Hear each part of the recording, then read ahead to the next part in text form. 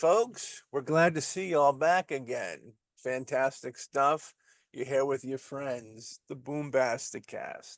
And boy, do we have a cool episode for you tonight. You know what I mean? Or tonight, rather. Um, Alex, you excited? We got a Oh, legendary dude on the oh, show. yeah, I'm totally excited. I mean, it'd be great to have Mr. William Malone. I mean, great director. He's done a lot of great stuff. I mean, he We're was in talking Freddy. House on Haunted Hill reboot, which I can testify to you right now. I remember multiple rentals. I owned it. I have it on VHS. I have it on DVD. I should upgrade to Blu-ray, but don't tell William. And a huge fan, you know what I mean? Gregory Rush was like super cool in it. For being an older dude, I thought he was the man in that movie. The girl, I forget her name. She's got a kind of a funky name.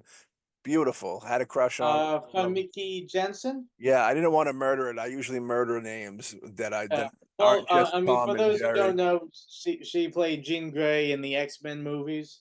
So And that's super, you know, after Phoebe Cates, I dated her for a little bit too, and then they both broke my heart. Um, but yeah, Fear.com, a super ahead of its time horror movie. Um, we probably could have got a little deeper into like the state of real life horror that's going around. I felt like the Fear.com is something like you would see pop up in reality on the news nowadays. You know what I mean? And I know that when it came out, it didn't really. I remember it not really catching the love that it deserved, but every now and then that happens. It's like a horror or just a film fan in general. A movie will come out, you'll watch it, you'll go, "This movie's fucking awesome," but like society, for whatever reason, doesn't kind of it doesn't catch with them, and that was kind of the well. fear.com. I think one of the big things is with any movie and all that, and one of the biggest things that pisses me off about a lot of directors now, especially the newer directors, Yeah. is if their film doesn't hit the mark or become successful, first thing that they say is, well, the audience, didn't watch my film because it was promoting this, and I could have been a huge success with this movie if people just got rid of their prejudices and just watched my film. First of all, I believe that's a complete cop out to try to blame the audience for not being successful. Um, but I mean, the thing is, there's a lot of great movies out there that when they came out, they weren't successful. But as time went on, they became more notable cult favorites. I think Fear.com is definitely an example of that. Um, Big thing is that as we talked about in the episode, that I think the big thing is that when you put out a movie, you're kind of hindered by what's going on in reality at that moment. If people are in the mood for nothing but fantasy and escapism because of horrendous things happening in the world, and you have a film that is more hard hitting and gritty, it might not do as well because people aren't looking for that. And then again, I mean, you got like when Star Wars came out, no one thought sci-fi was going to be a big hit. Sci-fi was kind of going the way of the westerns, and then Star Wars came up, and then it just launched a whole bunch of sci-fi Of films. It's Alex's Yeah, lovable I mean, Alex's. the fact is that sometimes the films you make can change society, how people what people want, what people need, show them something that they need but they don't know they need. And Yeah. other times you put out things where they need but they don't realize they need it, and they shun it, they don't look at it, and then years later they're like, this film just is right. It's a lot smarter than we thought it was. because now we are looking at it through a different lens. Right. So I mean that's how I always see film. It's never the audience fault. It's sometimes your film comes out during a time when it's just not ready for it. And sometimes you have to wait a few years for it to hit the right zeitgeist. Yeah, like we'll get into with William, the whole take on Fear.com, and like we bring up John Carpenter's The Thing gets brought up because at the time of its release, E.T. just came out. Society was digging on, happy-go-lucky aliens, not like rip your head off and crawl across the floor type aliens. If only they knew that E.T. was originally supposed to be a darker film. You know what I mean? Then it would have been. But at this day and age, it's quite a thing. You know what I mean? It's E.T. continues to be the masterpiece that I think it was sought out to be. I mean, E.T.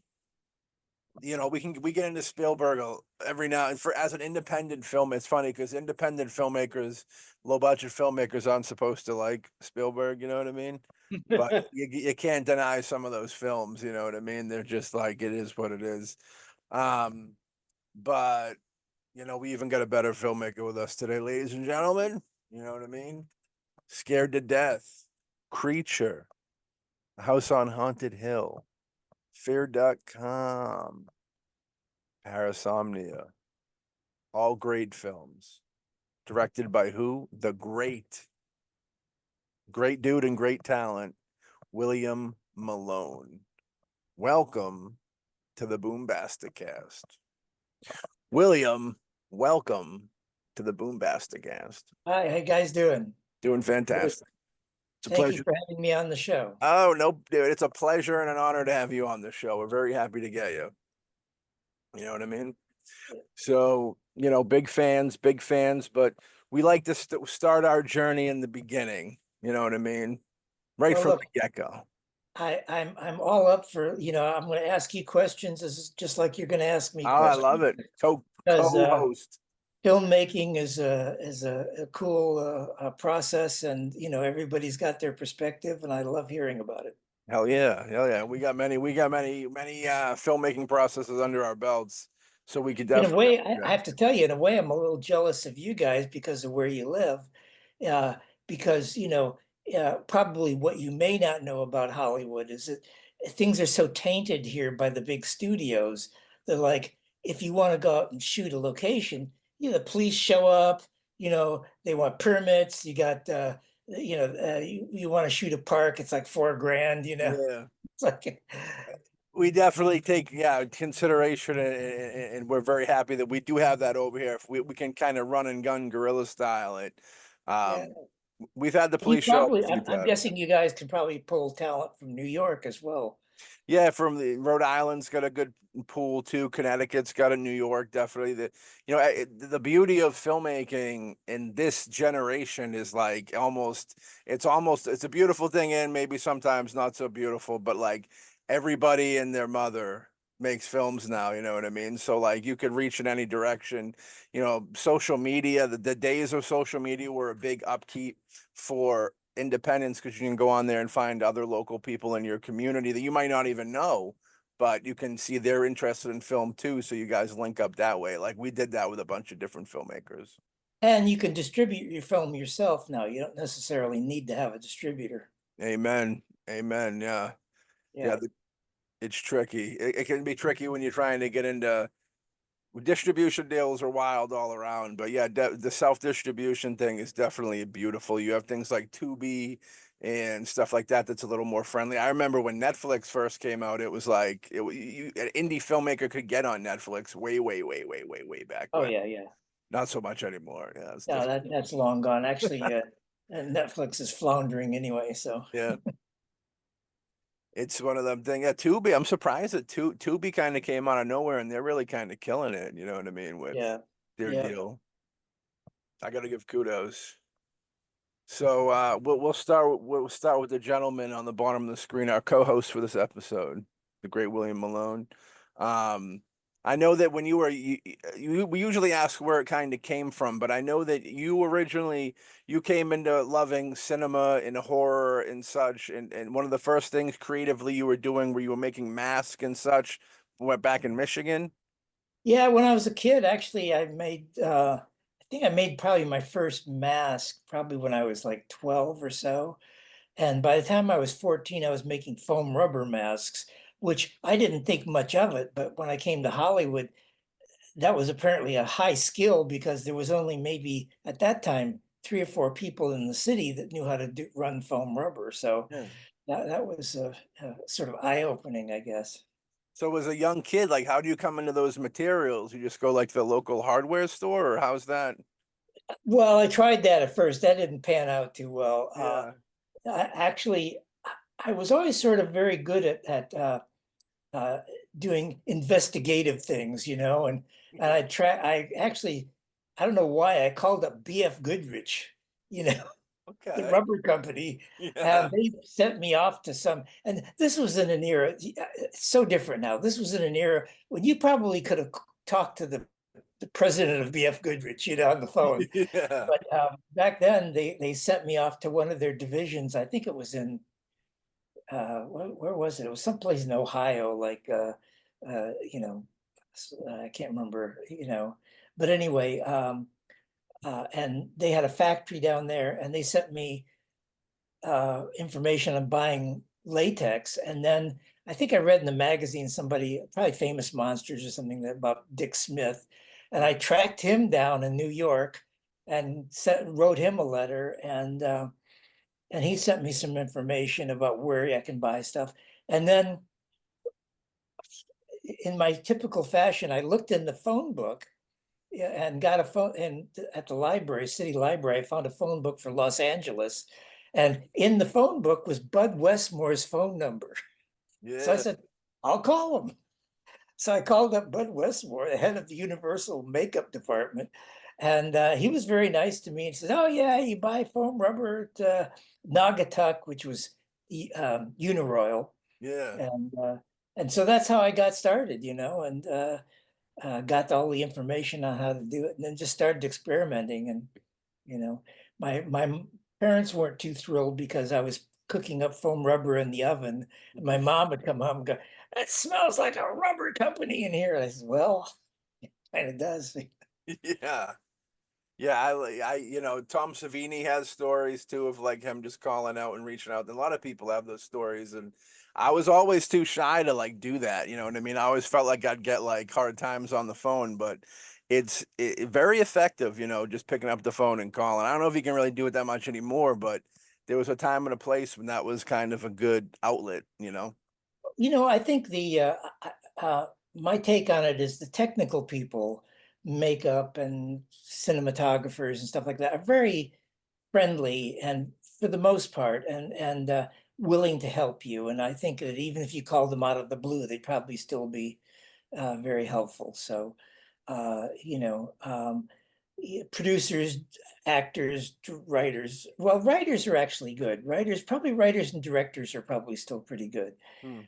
Most of the directors that I know who are and writers are pretty approachable people. There's a few jerks, as there is in any. Everything, yeah. Yeah. And the social, like I was saying, the social media is kind of the thing. That's kind of made it so much easier than just picking up a phone. You can just shoot a message over to somebody and get tapped into them, which is cool. I mean, yeah, you definitely got to appreciate that nowadays. Yeah. So you're doing mask at home, you're developing your craft. At what point do you kind of like around 19, I think is when you kind of, well, actually, we did read that you kind of left for California, but it wasn't really for the mask making. It was to be a good Well, rock yeah, star. I mean, first of all, what I have to tell you is that from being from Michigan, where I was from a fairly small town, and you know, the thought of even being in the movie business was just so alien that Mm. I figured there was no point in even trying. And so I had been in a sort of garage band in high school, and we had some sort of minor hits, local hits and stuff like that. We had put out 345s and stuff. Yeah. And so, but I knew I always wanted to come to California. I just knew that Lansing, Michigan was no place for me. Yeah. Uh, so I had once again gotten a map of Los Angeles and said, Studio City, that probably has movie studios in it. Yeah. So I moved out to California. I had like $100 in my pocket, and first year was pretty tough. I remember I ate mostly tomato soup, which I made out of the ketchup packets that you get at the at the Burger joints. hamburger stands. Yeah. So it was pretty rough. And then Oof. so I was involved in that and worked at Guitar Center for a number of years, and then finally got got a job. I walked into Don Post Studios and got a job painting 300-line Frankenstein masks, and then over the next about 8 years, ultimately became the vice president of the company, and that was mainly just because I sculpted. I would design the characters and sculpt stuff, and the Mm. stuff sold, So You know, Michigan, Detroit's always kind of, you got Detroit Rock City, it's always been like a theatrical performer type thing. You have like Kiss, later you had things like the Insane Clown Posse. It's like, is there something about that area that's a little more creative than other places, do you think? well, it's interesting you brought that up because I've always thought to myself, when I was in high school, this is like 65, 66, 67. There was just an explosion of people starting bands and doing stuff like that. And I just assumed that it was going on all over the country, but apparently that's not the case. Mm. There was just something going on there. I don't know, something in the water or whatever, but Yeah. we all just thought we could be rock stars or something. And we like I said, we put out 345s, and that was an era very different than now too. It was like when you could actually just knock on a radio station's door and hand them your 45, and if they liked it, they'd play it. Yeah.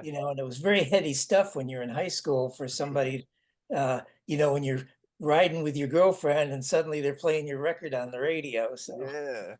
That's big brownie points right there. yeah. So anyway, yeah, I don't know what it was about Michigan, but there was a lot of people. Now in my town, I don't think there was maybe more than 2 or 3 kids that were into horror. I was one of them, and I knew maybe 2 or 3 other people, and that was it. Yeah. We were the oddballs. You gotta have some, yeah. We're all oddballs over here. I wonder if it's Detroit was a big Motown area, right? Originally it was like Well, Motown. yeah. I mean, that was the big music scene, which was Motown, which started, before the Beatles, and Yeah. uh, uh, and I actually, when we were in our band, we went to Motown and saw see if we could get a record deal. Of course, we were the wrong color for that, so Yeah. they said no white dudes. Yeah. I wonder if that has anything to do with it, like with the Motown having a rich history with the Motown.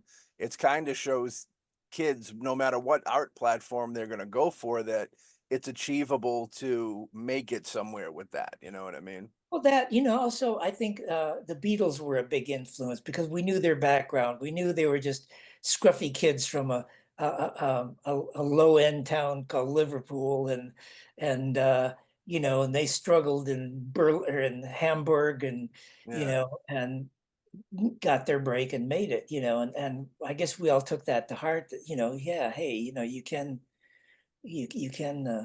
break out. And there were people, obviously, as you know, from Detroit that, you know, Terry Knight. There was a group called Terry Knight and the Pack, which I think became Grand Funk Railroad, and Terry Knight and the Pack they were playing at the same time my band was playing. I had a band called the Plagues, and it was Terry Knight and the Pack and a group called the Boss Men, who's the lead guitar player and songwriter, and that went on to write "Welcome to My Nightmare" for Alice Cooper. yeah, Alice Yeah. Cooper and stuff like that. Yeah, very cool. Which Because is he was which is weird. Just a quick backstory. yeah. Um, Dick Wagner, who's the guy I was mentioning, who was in that and wrote Welcome to My Nightmare. When I made my last feature, Parasomnia, I wanted to use music from The Boss Men, which was 1965. So Yeah. I tracked Dick Wagner down, here in Hollywood, and I said, "Do you want to like re-record one of the Boss Men tunes?" And it must have sounded like something like from another planet. Yeah. Very cool. Do you collect like the 45s that you got? You still got them? Oh yeah, I think there's probably one. Wait a minute, Hell yeah. I'm gonna mess up your lighting there. Look, No, no worries. I like. there you go. Hell yeah. There's- Hell yeah, dude. Very cool. I love her. I came.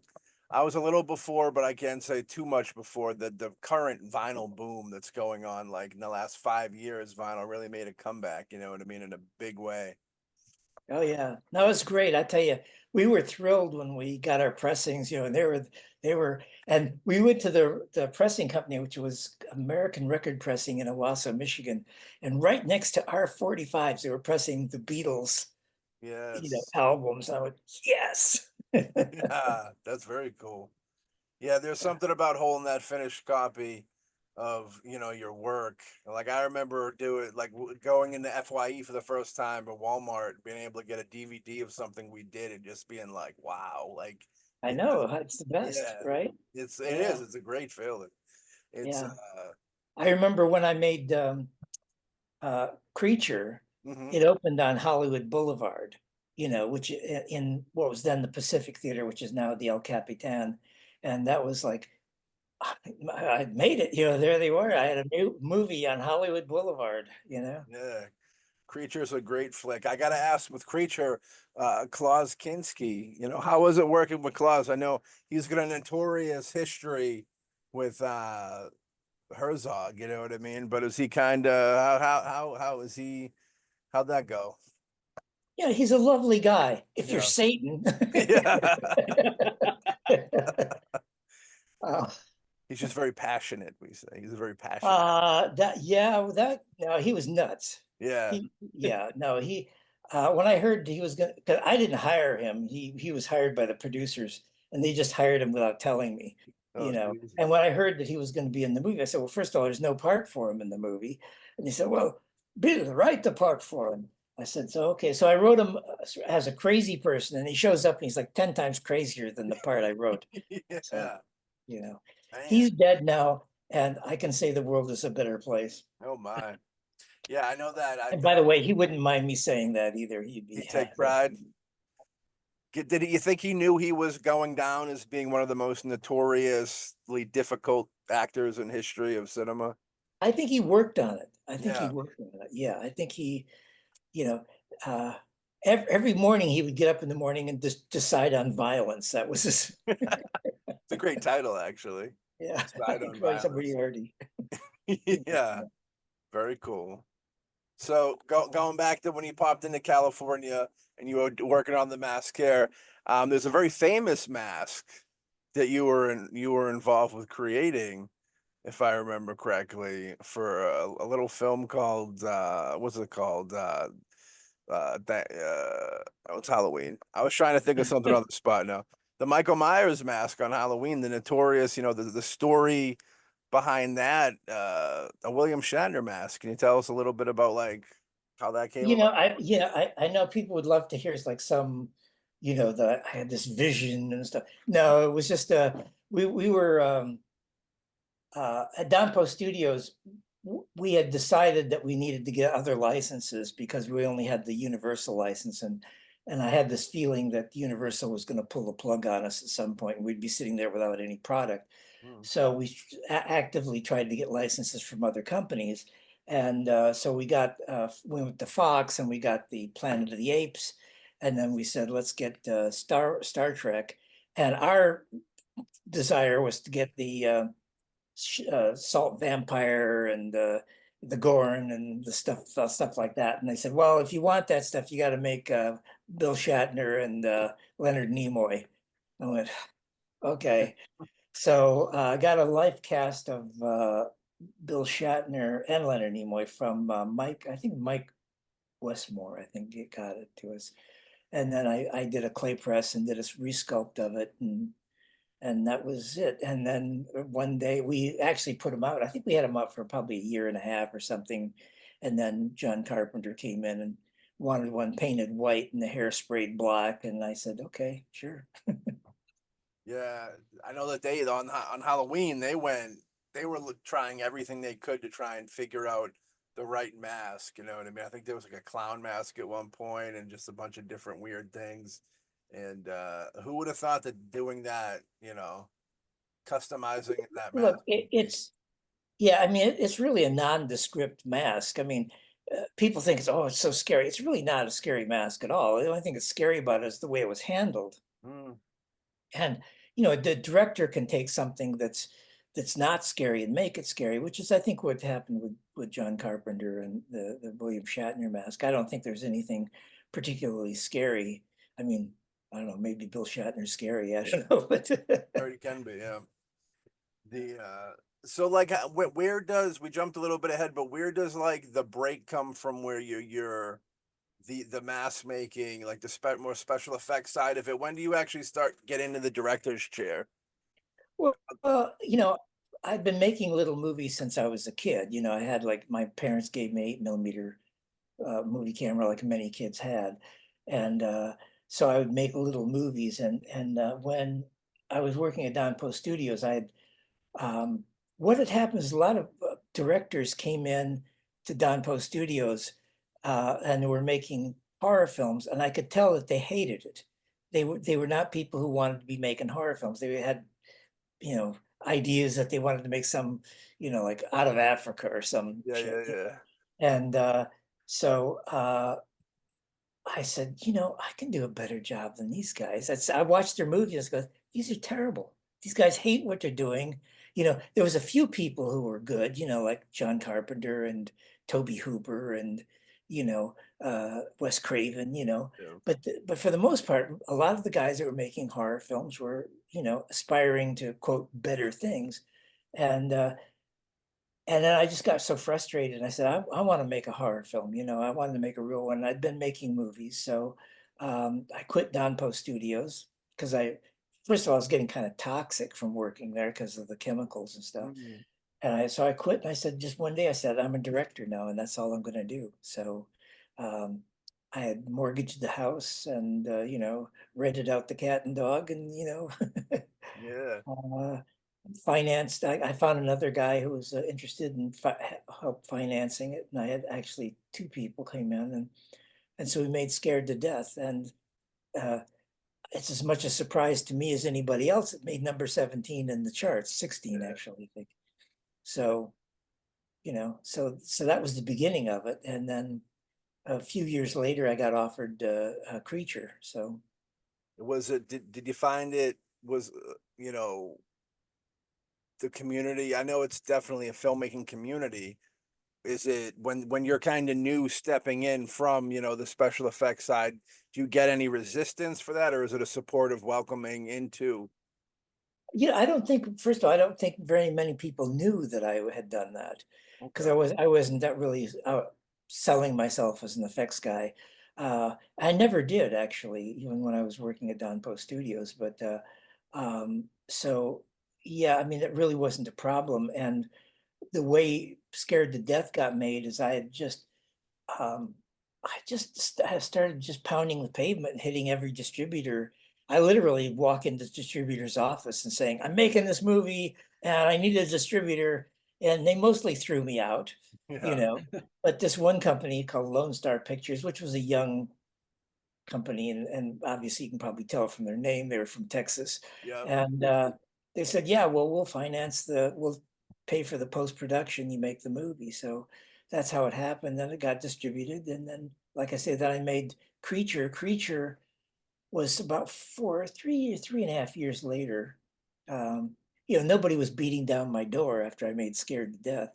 Yeah. But this one company saw that that they thought Scared to Death was pretty good, and they wanted to make another film, and I pitched the idea of doing a space monster movie, and they said, yeah, great.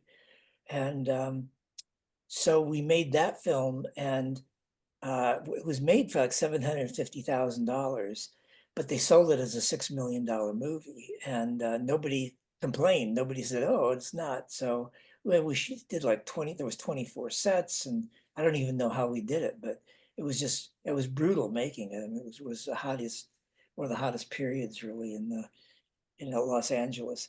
Anyway, so but the movie did really well. I mean, we made number 8 in the country, I mean, and it was doing huge numbers. So, yeah. it was a great time for film. You know what I mean? Things are still good, but like that was kind of like a heyday. You know, it's Yeah, I feel sorry for people who are trying to make it now because it's really is a different era. For one thing, look, Scared to Death, if it was made now, would never get released. It just wouldn't. you know, you know.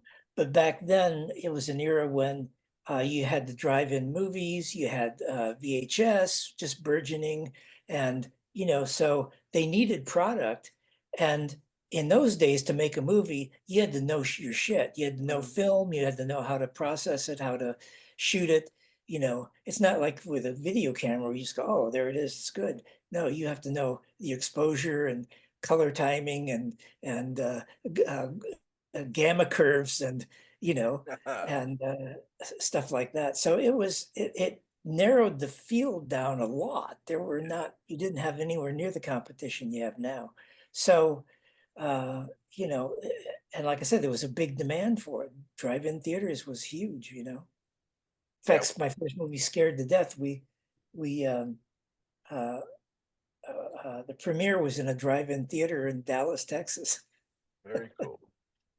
Yeah, we often talk about like because there's so many people doing it now. It's like if you had to go in there and develop the film, cut the film, and do it all, do the whole deal, how many people would actually still be doing it? You know what I mean? The technology's definitely made films a lot easier to make. I mean, you can make one on a cell phone nowadays. You know what I mean? And Yeah. yeah, it's weird. We always, it's like it's a toss up of like, is it a blessing or a curse? You know what I mean? Because Well, I think in a lot of ways it's a curse, I think, yeah, because I think that it has really narrowed the field down of people. The Look, the only way that you're going to make a big studio film now, I think, is if you have to get out there and you can't make a good movie and expect that that's going to do it. You have to make a movie that just blows the top of people's heads off. It's the only way you're going to get anywhere. And it's got it either that, or you have to get a job working at a studio, working for a producer or a director or somebody like that, producer probably. And and they don't even want to read your scripts anymore. Nobody wants to read your script. It's just the way it is. They're back when I started, there was still development deals. You could pitch an idea and they'd say, "Oh, here's some money, go write a script and stuff." That era is long gone. it also feels like nowadays, like if you were to make like an independent hit, it's almost like they buy it from you, and then they have like for the sequel, it's a new director. It's like the days of like, we want to see the new William Malone flick, or we want to go see the new John Carpenter flick. It's like they're trying to get away from that. I think it's more of a power play on their part. They don't want the Well, director to have they don't look back in the 70s and 80s and so forth. There was the auteur yeah, concept, which is they wanted the next, Marty Scorsese movie or, yeah, Francis Coppola movie or the next, even, the next Wes Craven movie they want. right. But, I think what's happened is it is a power play in a way, but I think it's what it is they don't want people who actually know what they're doing. They want people who know what they're doing. They can make movies, but they don't want somebody who understands the business and knows if they're getting screwed or Right. or True. or wants a real salary for what they're doing. Yeah. Yeah, it's weird. It's definitely a thing, and there's so many. It's crazy, the when you come into budgetary stuff too. It's like I don't even know where it is. Where we're I feel like nowadays it's like people that have like independently wealthy or something like that. They're more likely to get their thing off the. It's all you've always kind of needed. This is a very delicate conversation. I don't even know how to go about it. It's just like a. It's just like a. I don't know. It's like you got to have money to make money, of course. You know what I mean? And Well, look, yeah, yeah, I don't think that that's anything new, but I think it's probably more invasive now than it was. I think that yeah, I mean, a lot of the people you hear, oh, they're, it came out of nowhere. No, they didn't come out of nowhere. Their family was rich and well right. connected, and Yeah, that's why you're hearing about them, and for no other reason, really. So you can't tell me that there's people who are not as good as some of these people, or even better. But it's the way it is, and it's just the way the world has always worked, probably.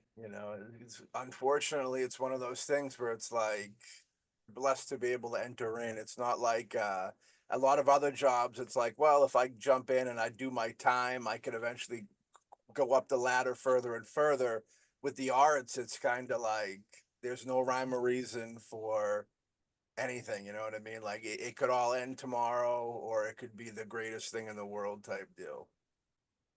Yeah, I mean, look, it's a very, very tough business. The other thing I should point out to you, which is probably something that most people don't know, is that when you get there, it's not exactly what you're thinking it is either. You Yeah. know, uh, when I made House on Haunted Hill slammed in the #1 and created the Halloween release. Love it. And, for 1 week, I was the hottest director in town. Yeah. For Yeah. 1 week. Taking You know, meetings and getting a taste of top tier stuff.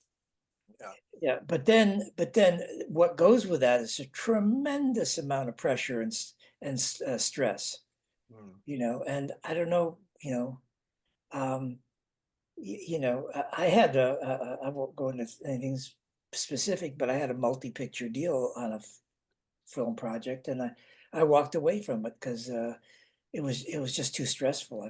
Life's too short. I don't want to die making movies. I felt that many times. Yeah. Yeah, for sure. I mean, I love movies, but I don't want to die for it. Yeah. House on Haunted Hill. I love that. I love that film. I remember renting that numerous times when it came out, watching it with my cousin late at night and stuff. And it was kind of like it was before. Like nowadays, everything's a reboot. You know what I mean? Um, Yeah. get it? Was that pitched to you to do, or was that something that you wanted to reboot? Well, the way that came about is I had done several things for Silver Pictures, Bob Zemeckis and Joel Silver and those guys. First of all, I'd done a Tales from the Crypt episode, which they fell in love with. Two of them, yeah. And then I wound up directing a bunch of other stuff for them. And then one day I got a call from Bob Zemeckis saying that they had purchased the rights to the William Castle library, and uh, and for quite a number of years I was thinking that ghost movies were going to be coming back hot and heavy, and they hadn't been any. And they said, "Well, do you want to develop one of the movies?" I said, "Let's remake House on Haunted Hill." So so that actually was a development deal in the sense that they had already gotten the rights, and I think they'd probably pre-sold the idea already. So, Mm. um, I got together with Dick Beebe, who was the writer on my Crypt episode, and we hammered out a script and stuff. And ultimately, we got the go-ahead to make the film. On the Only Skin Deep episode, Yeah.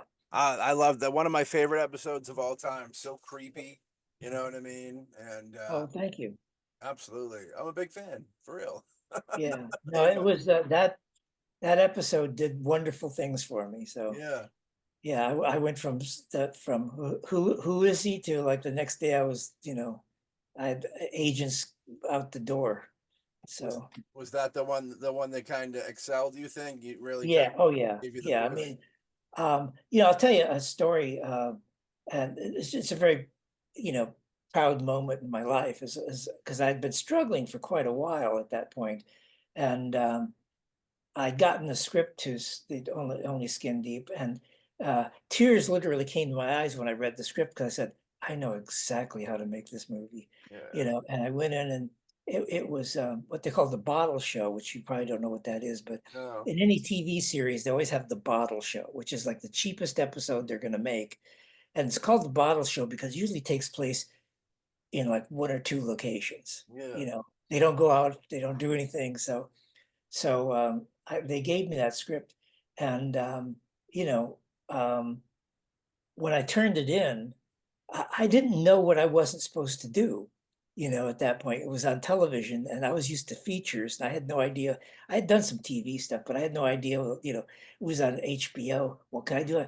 So I just said, "Screw it! I'm just gonna I'm going to be a kamikaze pilot." So I'm going to make my show the way I want.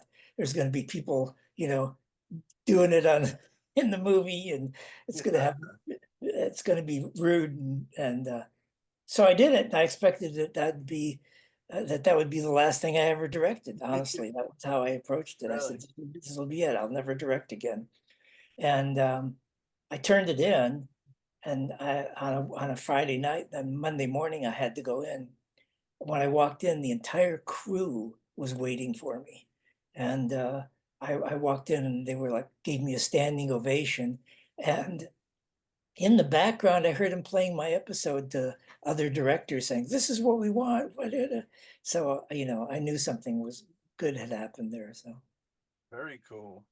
Yeah, the Tales from the Crypt, I mean, legendary show. I mean, I think everybody that enjoys, for my generation, I think that you guys had like the actual comics that you guys fell in love with, but like with our generation, I think it was the television show that we went back to see the comics after, but it was definitely the show hooked us in. It was like at that time you'd watch, Twilight Zone and Outer Limits, and I like them both. Twilight Zone better, of course, but like Tales from the Crypt was so raw and like scary, and it was a great, now, yeah, great now, time. when you say outer limits, are we talking about the color outer limits Um, or the black and white outer the black limits? and white was the better one.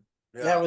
Those were great. The black and white Yeah. one, I love those. Yeah, they reboot the Outer Limits more. I don't know why they do that. We think the Twilight Zone would be where it's at, but it's I think they don't reboot the Twilight Zone because I think they're considered such masterpieces that all you're going to do is probably piss people off. true.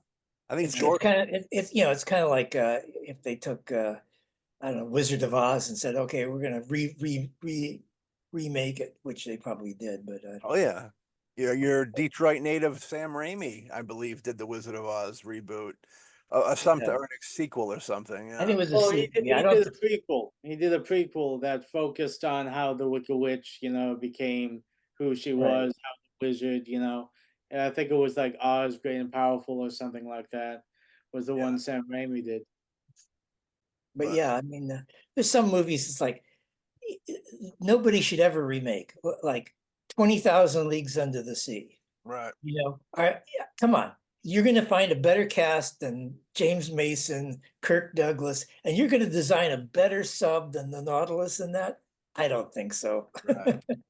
I always think of also around the time of House on Haunted Hill when Gus Van Sant did the Psycho remake, but it was like shot for shot the same exact movie, and it was like this is weird. Actually, there's a hilarious thing. I don't know if you ever saw this, but it was like a few years later.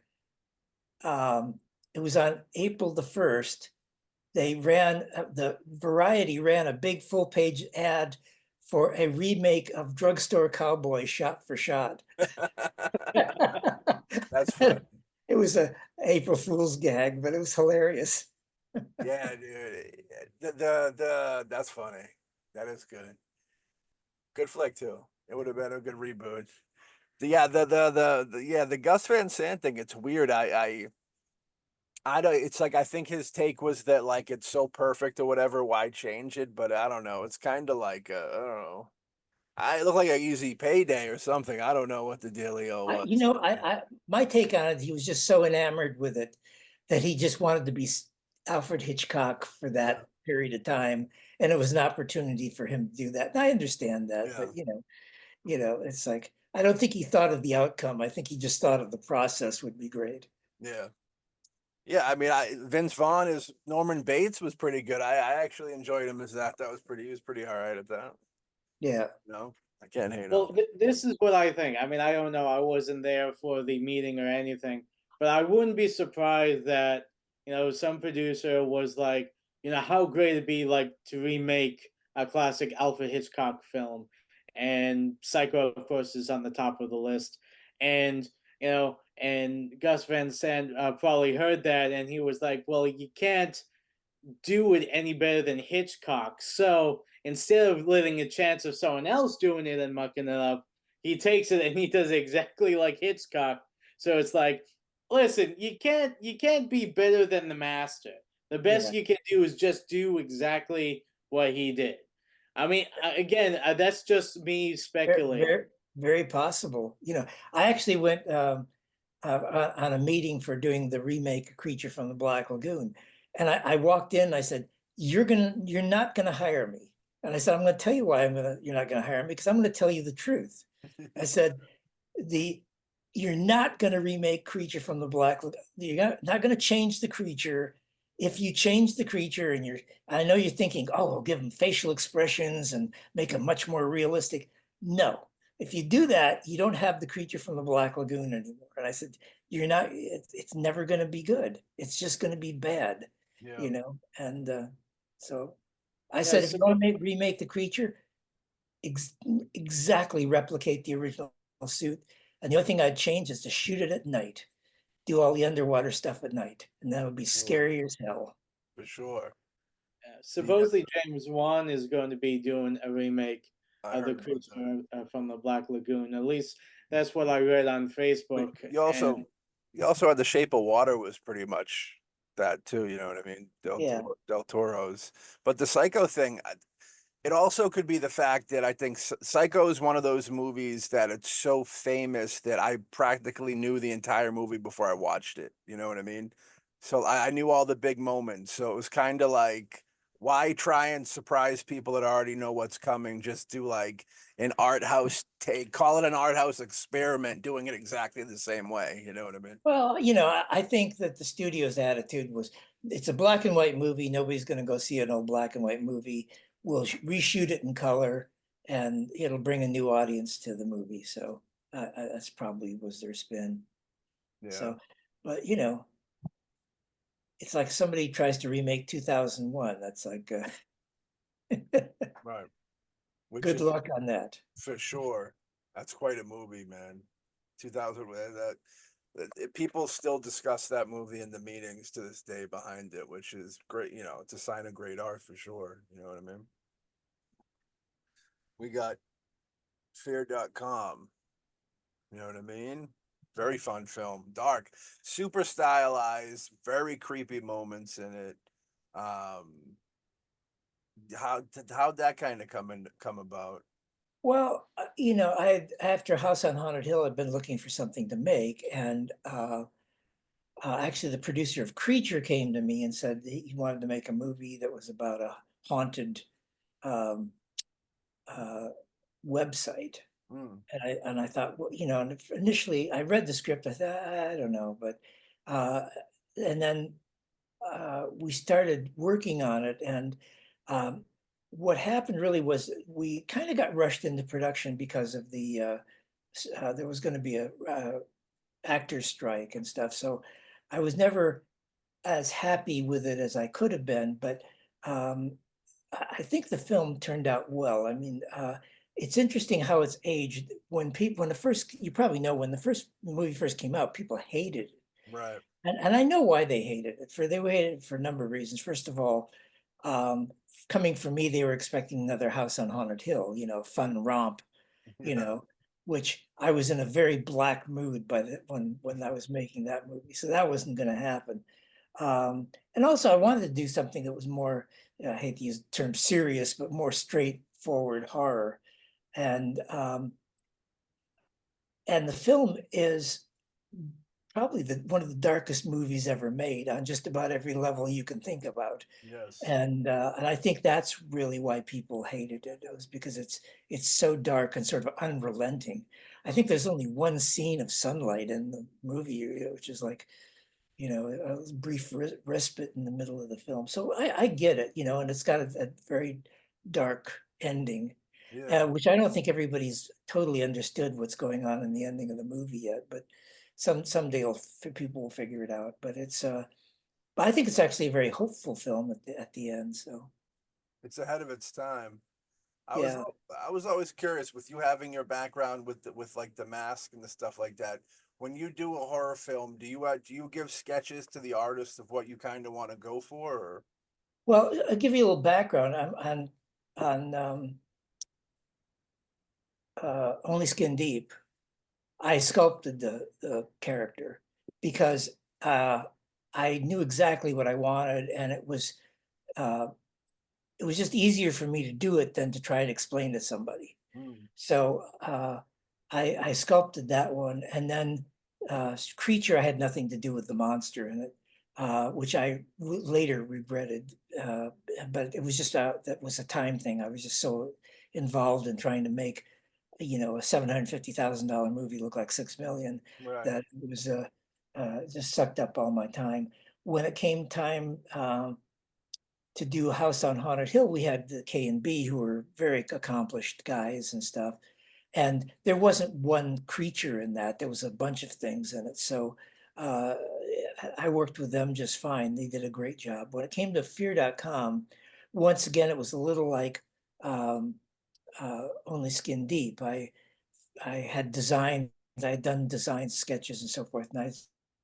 And I really knew what I wanted the character to look like. So I wound up sculpting it. And then they actually made the masks and did the appliances and stuff like that. So Yeah. that's how it all came about.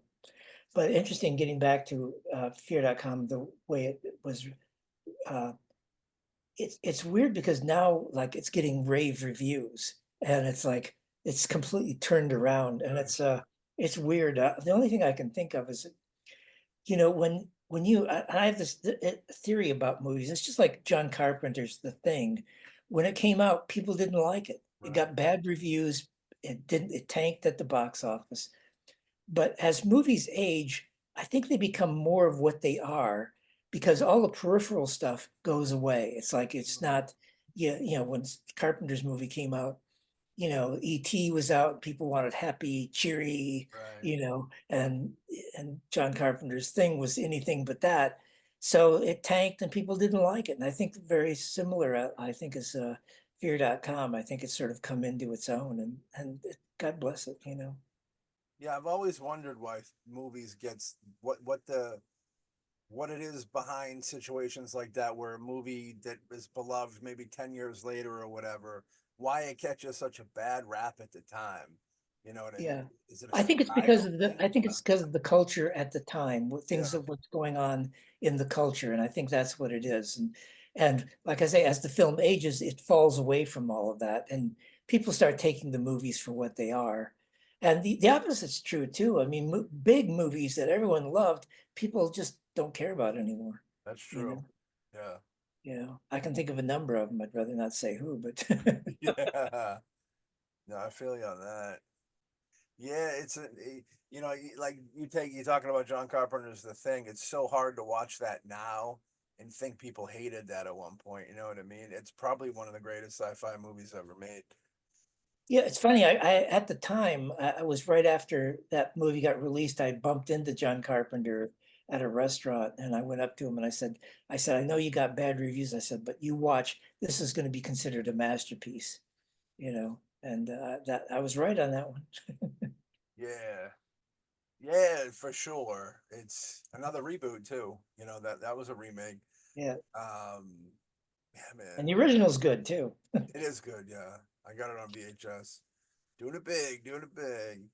I know that you're a collector of like science fiction props. I think we heard Yeah, yeah. the I've been a collector for years, mainly just because I wanted to save stuff because there was a long period of time where people were just throwing stuff out. They'd throw important props and stuff just in the trash. And I'd go, no, no, we're keeping this.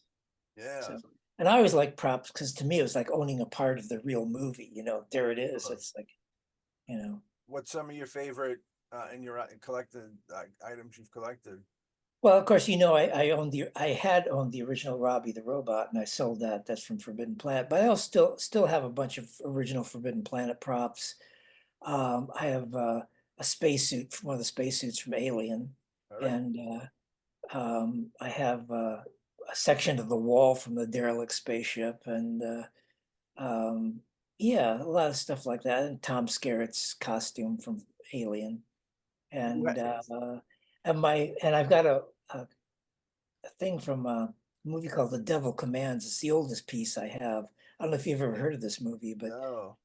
it's worth a watch. It's a weird movie. It's Boris Karloff, 1941. His wife is killed in an auto accident, and he's a scientist, and he's decided that he can get in touch with her uh, through the use of the psychic who he hooks up to this machine that he's made, and it's like a whole bunch of these people in these chairs that are in the steel, weird looking outfits. And he basically puts dead bodies in these things and uses them like vacuum tubes to contact the other world. And it's great. It's got a really weird spin and a kind of a How do you acquire the different ways? I'm assuming, is it auction stuff or just being the no, right no, place no. to Actually, I've never bought anything at auction. It was just sometimes people would bring stuff over to my house because they knew I collected stuff. And then there was like the Devil Commands thing. I got one of those guys in the chairs.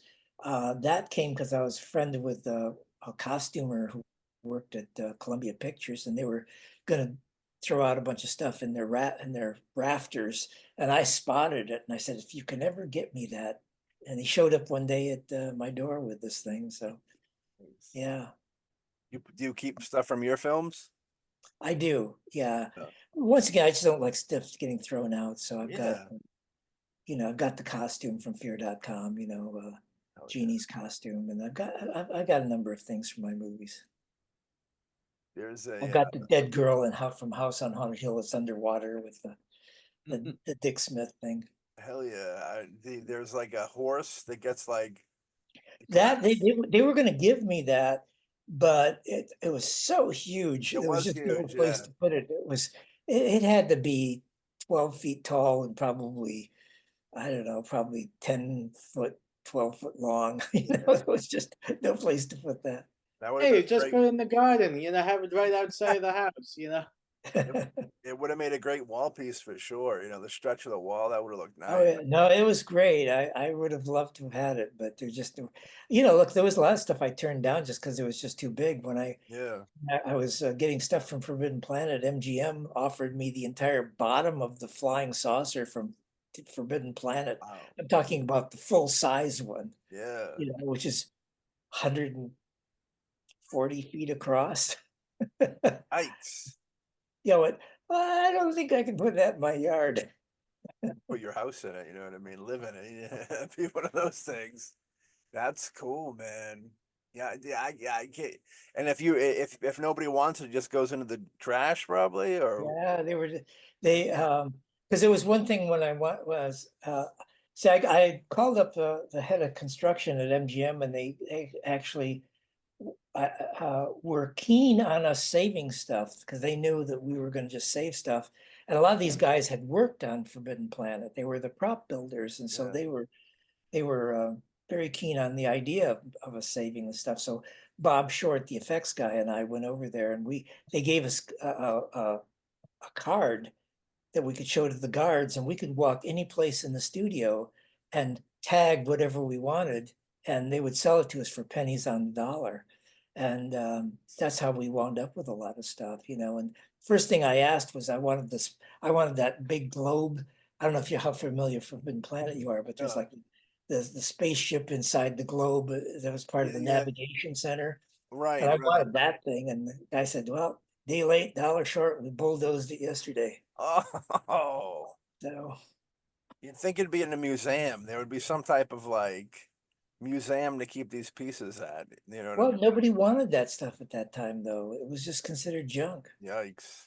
So we tried to save as much as we could. So, yeah, Scary.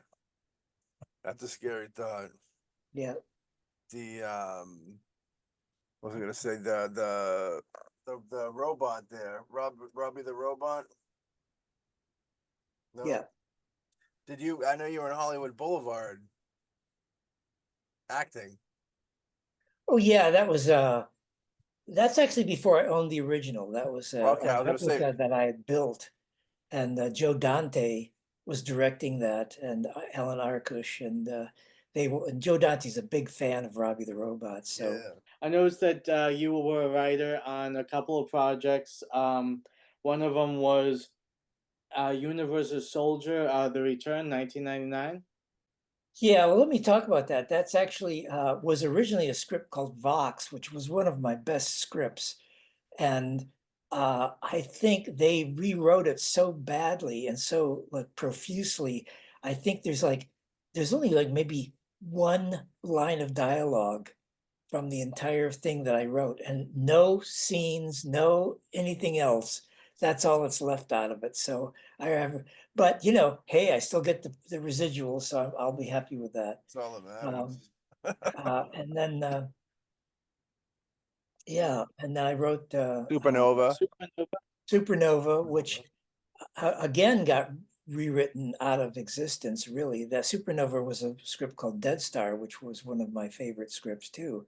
And that was the problem with Dead Star has I had a different problem. And the problem was I uh, and before I made House on Haunted Hill and was sort of hot, as you'd say. I had written that script and it had gone out and people loved it, but it never got made. It got really close to getting made, but never got made. But it got knocked off mercilessly, Mm. most notably by Event Horizon, which stole, tons of stuff from it. And, and that's one of the things that happens. You have to be careful who you send your scripts to because they'll never steal it in a way that, they can get sued, but they'll Right. steal ideas from it and stuff like that. And Oh yeah.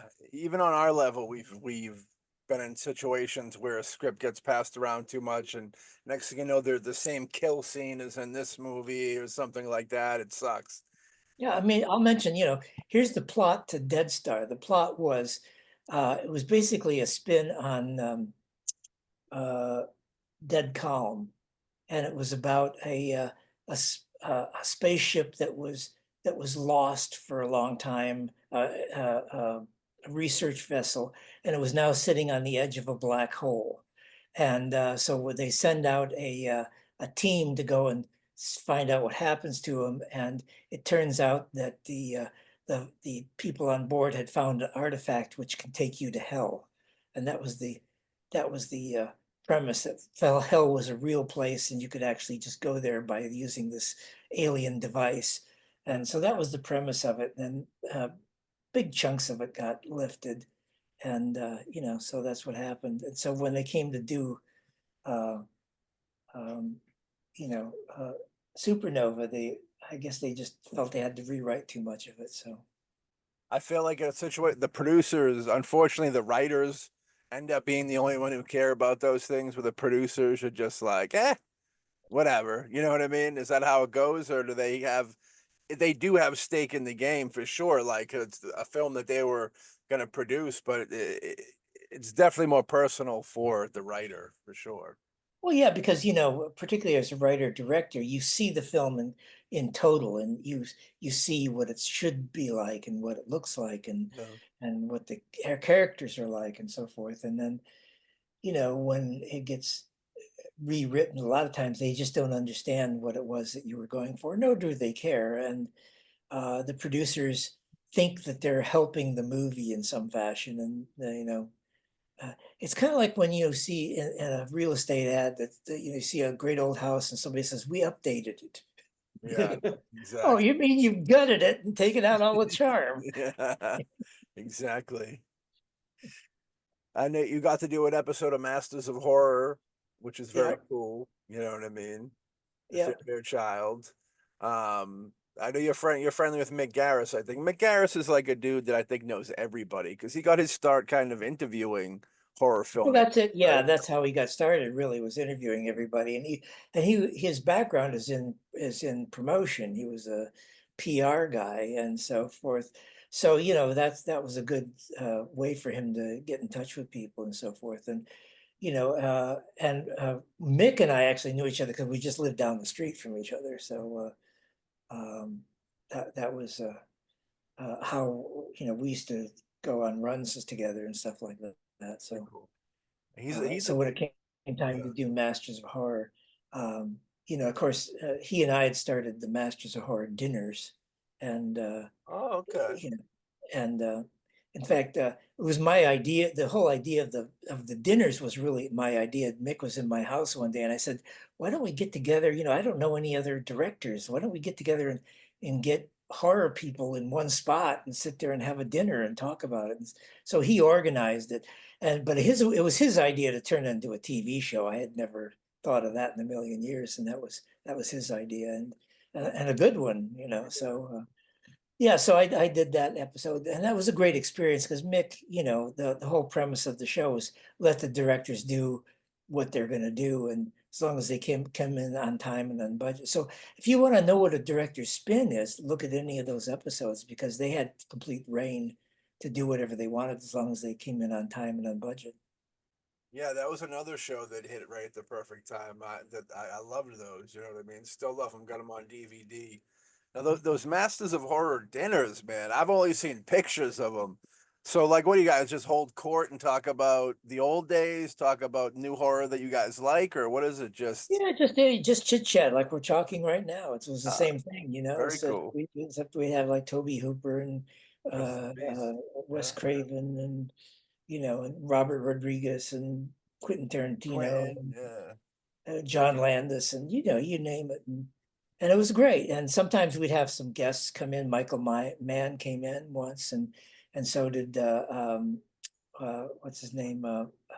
Suspiria. What's his name? Oh, Dario Argento. Dario Argento came in, and uh, uh, David Cronenberg and so forth. So if people were in town, they'd come in for the dinners when we had them. So, but they weren't on a regular basis. They were just whenever we felt like having a dinner, we'd call everybody up, and you know, Mick always organized them. So, And they'd be but like yeah, it was great. And then we had like guys like Ken, uh, what's his name, Russell. Quadrophenia, Is it Russell?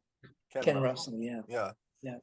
Yeah, I see those pictures and I get jealous. I go, my goodness, what a good time these people are having over there.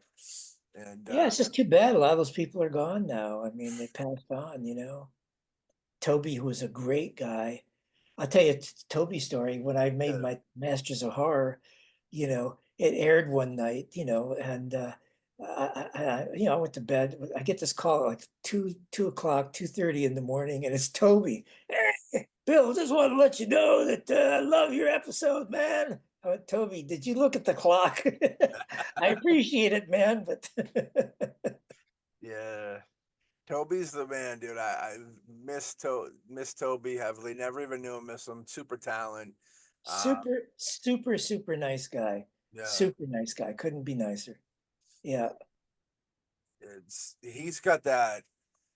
Yeah, some masterpieces under his belt. And like, I remember we interviewed Joe Bob Briggs once, and he was talking about how he's like, Toby always he had like a tough time with the studios. Like he couldn't really catch a break. Like every time he'd like advance, he's like his words. He said he'd be getting kicked in his teeth. You know what I mean? The studios were just not cool to him. But it's like, it's Well, so look, unfortunate. it's that's the business. Yeah, Uh, you know, I think that there probably are some people who've had an easier time, and it's just the luck of the draw. I think is all it is. It's just the luck of the draw. My time has always been very tough. I've had very tough time with producers and studios and stuff like that. But I think there are some people who have been lucky. I think part of it too is if you can get yourself with a producer who will defend you as a director. I never had that, but there are people who have had producers who like basically, like I know uh, Kubrick had a producer who basically Kubrick didn't have to deal with much other than making the movies, and yeah. and Jan, I forget his last name, but he would deal with the studios and stuff. So Yeah, he worked, got himself in that position where he was just, he was the coob. Um, Yeah, Toby. I wonder the Toby thing is like I always wondered because there was always that speculation about with Poltergeist of how like Spielberg. No, he directed it. That's what I hear. No, Yeah, he directed it. That's yeah, Spielberg would show up on the set every once in a while, and that's how people just, oh, Spielberg's directing it, you know. yeah, He may have had some influence about the general tone of it, said, look, this is what we want to do, but no, Toby directed that. It's like, the movie This Island Earth, people said that Jack Arnold came in and directed some of This Island. He did not. He did not. There's no evidence that he ever had anything to do with it. So, and that really is a disservice to the people who are, for sure. yeah. Yeah, it was a yeah Spielberg. I mean, the name's so huge, it's like it engulfs the whole situation almost. You know what I mean? Yeah, well, I think it's always if you're a director, it's always difficult if another director is your mentor because everyone's going to assume that they directed it. It was such a weird, even the combination of that I thought was so weird because they seem like directors from the complete opposite side of everything. You Yeah, know what I mean? It was a weird combination, but yeah, I don't know. It's an interesting deal. Um, Parasomnia, the yeah. latest flick. Um, how did you come up with with like the plot to that? Is that something that like I had been I spent one of my usual late nights watching horror films, and I watched Cabinet of Dr. Caligari, the 1921 movie. yeah. And I got really inspired. I said, there's probably two or three movies in this movie. And I started doing research. I thought the idea of a sleepwalker, I said, nobody's really done a movie about, sleepwalking. And I thought, well, what if I start doing something like that? So I started researching and I came across a thing where a girl had been asleep for like 20 years and woke up, and I thought, well, that's interesting. So I started just sort of going down that path and came up with the idea for it. Some of the characters, like I sort of borrowed from other films, like the Billy Dornbos character. I was is actually sort of my nod to a picture of Dorian Gray. He's sort of the Lord Henry. I don't know if you ever seen that movie, but Oh yeah. yeah, Oh yeah, he's sort of good the movie. Lord Henry of my movie. I wanted somebody who was like the guy who's like, telling you to do bad things. Yeah, yeah, yeah. It's like there's so much to go with this. We did a short film about insomnia years ago, and there's so much there because like when you're out unconscious and it's they say sleep's the cousin to death. You know what I mean? It's like it's such an unknown place you go to. You know what I mean? It's yeah, People ask me I think what death is like. I think it's like going to sleep. I yeah, think I think the only difference is you don't dream. You have when you're asleep, there's long periods of time you don't dream. And it's like that. right, Yeah. yeah. It's it's one of those. It's like the bottom of the ocean. It's one of those places we don't know too much about, but it's there. You know. Yeah. You got anything up on the docket for the future you're trying to plan or Well, yeah, I'm working on some scripts and stuff like that. And I bought this creepy old house and I'm planning on using it as a location to make a creepy old house movie. oh yeah, dude, I'm all about that. We need more haunted house movies or where Yeah, it's at. I love haunted house movies, yeah. you know. Well, William, man, this was an absolute pleasure. You know what I Well, mean? thank you. Thank you very much. Um And good luck with your films. I hope everything comes out and just don't take no for an answer. That's all my only advice. well, I was gonna say we usually wrap it up with advice. The last questions usually, we get a bunch of different artists that watch the show. You got any advice for people that found themselves in a dry spell or maybe you're doubting themselves? Well, Uh, if you're in a dry, yeah, if you're in a dry spell, I think that the best thing is listen to music that you like, uh, and watch the films that inspire you. I have a long list of films that are just like if I watch them, I get inspired, yeah.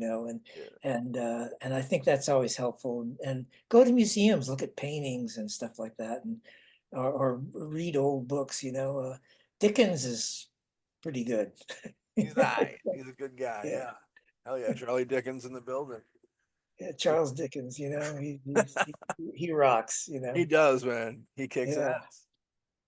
Well, So again, we thank you very much for coming on. It was an absolute pleasure.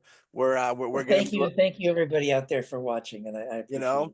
go support William. Is there a place where you'd want them to round up and go check out? Well, go check out I have a YouTube channel called Undertaking Cinema, and check that out. And yeah, so anyway, I hope to see you all soon. Yeah, dude, we'd love to have you back, man. All Have right. a good one. Have a great Take night. We'll care. talk to you soon. You too. All right. All right. Bye-bye. Bye-bye. All right, ladies and gentlemen, that was a really fun sit down with the great William Malone. Super talented dude, super nice dude. If you haven't checked out his film Scared to Death, Creature, House on Haunted Hill, I think 99 was that one. Yeah, Fear, 1999. fear.com, you know what I mean? And Parasomnia Kid. Great stuff. He's done 2 episodes of Tales from the Crypt. One of them being one of my favorite, probably top 5, if not top 5, maybe top 7. But I've always really loved that Only Skin Deep um, episode, and it was kind of interesting to what he goes into the show of how it's what do you call it, a bottle episode or something like Yeah, that. it's well, You don't have I to explain to me what it is. I was just making well, sure the term was correct. I remember yes, what he said it yes. was, and Yeah.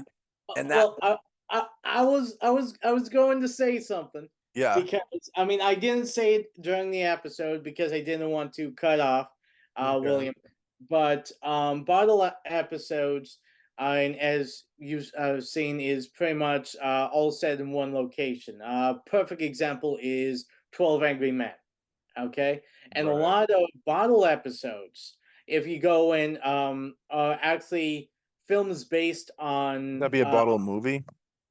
Wouldn't that be a bottle movie? 12 Angry bottle movie, bottle episode, but it's at the bottom all of the same every idea, whether it's an bottle. episode in the series or a movie. But Rear the Window. We fact, just checked it out on 35, dude. That's pretty much yeah, a bottle fling. yeah. Well, the Rest in thing peace, is, a Hitch. lot of those bottled movies or bottled episodes are based off of theater plays. Right. Because when movies and TV shows started, when they started, of course they were looking for, content ideas, and of course a lot of times, I mean, we all know that everyone loves the remakes in Hollywood, but they all did remakes, in the early on. And what did they have? They had theater plays. And of course, a lot of theater plays, I mean, some of them, you have multiple rooms, multiple, rotations of the set, but a lot of them were all based in one location to make it simpler for the actors, especially since you're shooting, I mean, not shooting, but you're performing on a stage in front of an audience. So a lot of these bottled movies, as we talked about, actually came were just plays that were taken from the stage and then were made for film or TV.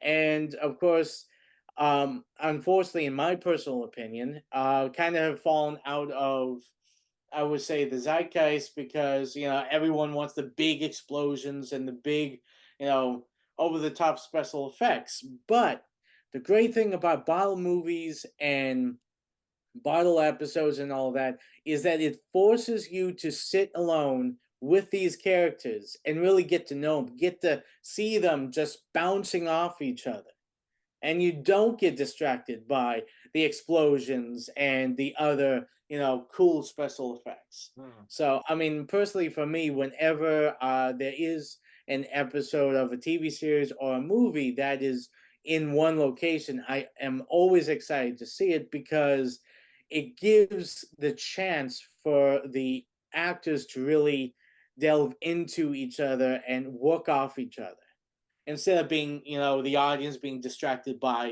flashy lights and so forth. For sure, for sure. This episode of Tales from the Crypt, as a kid, I remember just being like, "Oh, this is very small production, so to speak." Because if I remember correctly, the only locations in it is, it's a birthday party scene or like a New Year's party scene. The main character is a dude that goes to, I think, his ex-wife's New Year's Halloween party maybe, because everybody, it's Halloween, either Halloween or New Year's. Sometimes people do costumes for New Year's, and he meets this girl that's got, she's wearing this mask, but she's got, a beautiful body. You can tell that underneath the mask, she's kind of a beautiful woman, carries herself that way. Um, and they end up going back to her place. And he wakes up in the morning, and he's like, they're playing, the lovey-dovey type deal a little bit. I don't want to. I guess I can tease because it's been out for 30 years or so. People can check it out. But like, he's all like, he wants to take her mask off, and he has problem. It's problematic doing something like that, we'll say. But and he has another episode of Tales from the Crypt too, which I can't, at the name escapes me. Um, but that's a good one too. I do like Only Skin Deep a little bit better because there's something raw in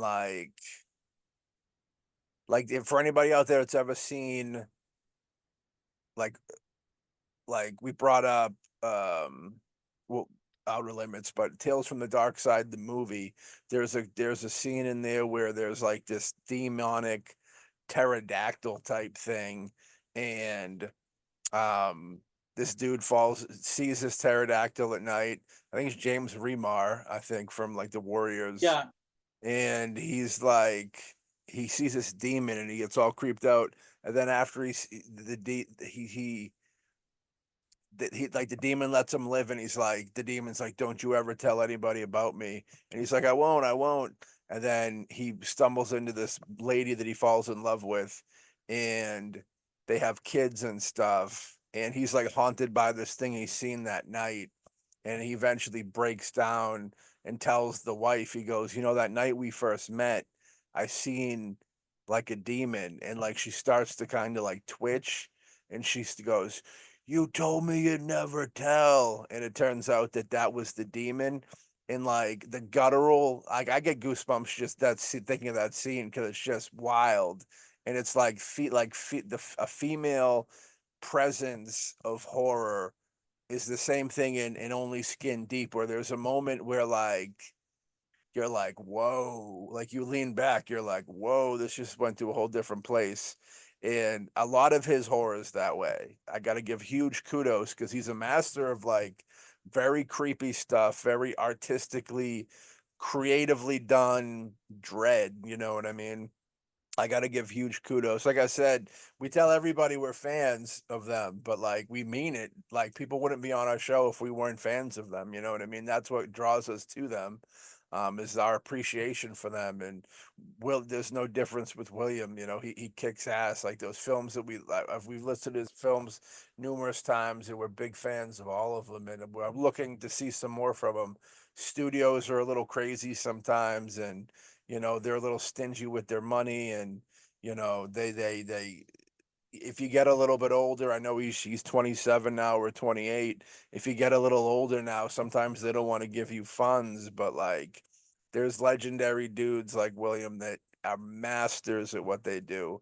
So give them. And as like as an indie filmmaker, like, I would, if I was popping, dude, I'd be totally cool with the people that I grew up loving their films and catching these budgets still. It's an art form, and like, you don't really, I don't know, you don't really lose the creative bug.